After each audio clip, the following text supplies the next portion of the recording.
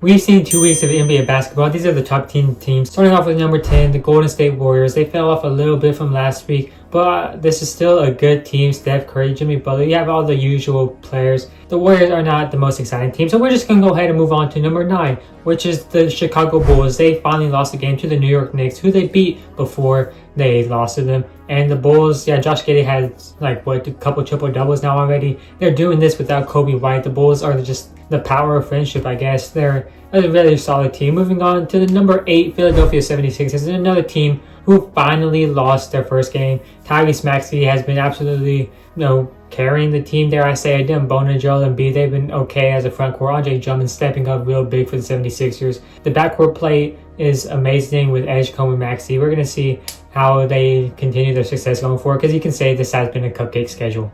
Now number 7 is the Cleveland Cavaliers. They lost a couple of games in the past week, but they're still alright. They're still the Cleveland Cavaliers. I still have them as contenders in the East and one of the most dangerous teams because they can beat any team. Donovan Mitchell has been playing absolutely phenomenal. Moving on, I have the New York Knicks. I do these ratings on a rating system out of 100, and the loss to the Bucks moved the New York Knicks down a lot. But yesterday, Cat finally had his first good game of the season. He had 33 points. And there's still a lot of sorting out for the Knicks to do. We can say, it's a new coach, but there are just so many wrinkles in this team that they're still trying to iron out. And I'm sure the Knicks will have it figured out by the end of the season, but right now they don't. They look a little bit sloppy at times. Moving into my top 5 is the Portland Trail Blazers, who are surprisingly doing very good with interim head coach Thiago Splitter. A lot of people say Donovan Clingan could be a Defensive Player of the Year candidate. I don't really think so. I think there's a few players who are better than him on that end of the ball. But the Trailblazers have been keeping up with other teams, and this is a very exciting team. We saw them last year. It's okay, maybe next year they're going to take that next step forward. Coach gets suspended, but the Trailblazers are still winning almost every single game. They traded 1-1 with the Lakers. Number 4 is the Milwaukee Bucks. Giannis is absolutely carrying this team hard. He did that last year, so it's not unexpected. But that's not saying Ryan Rollins isn't good. His 3-and-D is still good. That's not saying AJ Green isn't good. Now, is he a top 30 guard in the NBA? Nah, not by any means. But the Milwaukee Bucks, the role players, are actually they're conveniently starters. But they're playing like role players, and they're not doing anything bad. They're not doing a lot. They're not having a lot of turnovers. They're still playing good defense. So they're kind of helping out Giannis a little bit. Miles Turner isn't as excited as I thought he would be. He had 5 blocks last night against the Indiana Pacers. But I don't know about this fit necessarily, about him being a co-star to Giannis Antetokounmpo. I think it's more so just Giannis and a bunch of role players. But that's okay. They're still a top 4 team in the NBA. Now going to my honorable mentions, the Denver Nuggets. I don't know about Cam Johnson. I don't know if he's really that guy for the Denver Nuggets, the missing piece to get them to a championship once again. Cam Johnson hasn't really been all that great playing for the Nuggets, but Nikola Jokic is someone who can find the best out of any player, and I'm sure Cam Johnson will get more accustomed to the system that is Nikola Jokic. And he is having an MVP caliber season. He's averaging a triple-double. He was leading the league in rebounds before yesterday. He's leading the league in assists. And that's not to say the Denver Nuggets aren't playing like a team unit. This is the second best offense in the NBA, which is crazy to think that the Nuggets offense might be better now than it ever has been, which is just mind-blowing that the Nuggets offense is better this year. Timberwolves are another team that fell out of my rankings since last week.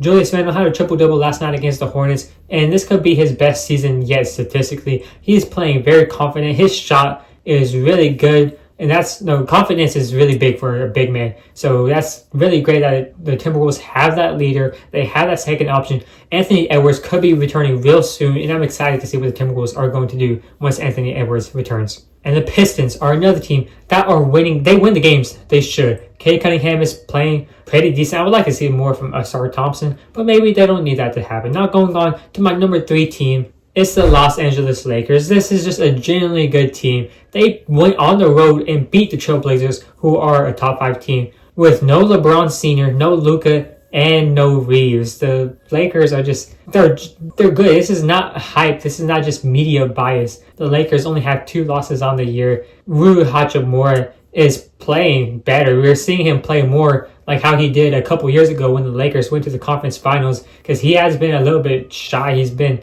just not playing that big of a role on the Lakers as of late. But now yeah, he's showing that he can step up when he needs to. He needed to yesterday, and he did. I'm confident that if we see Rui Hachimura play like a genuine role player and not be as inconsistent as he was, then the Lakers are going to have 4 good players, which is enough to win a championship. You don't necessarily need a whole starting lineup of good players, but Rui Hachimura can be that deal breaker with the Lakers. That makes them a contender. Number 2 is the San Antonio Spurs. Yes, they finally lost a game to the Phoenix Suns. Wembanyama had 9 points, but he's still averaging 4.7 blocks a game. This is absolutely unreal team. The guard depth is insane on this team, and I'm sure the Spurs are going to pick it back up, and yeah, they're still the second best team in the NBA. Now going to some dishonorable mentions, the Brooklyn Nets, New Orleans Pelicans, they're still winless. Washington Wizards, they don't know how to develop young talent. Kent Whitmore should be starting, we thought he would be, because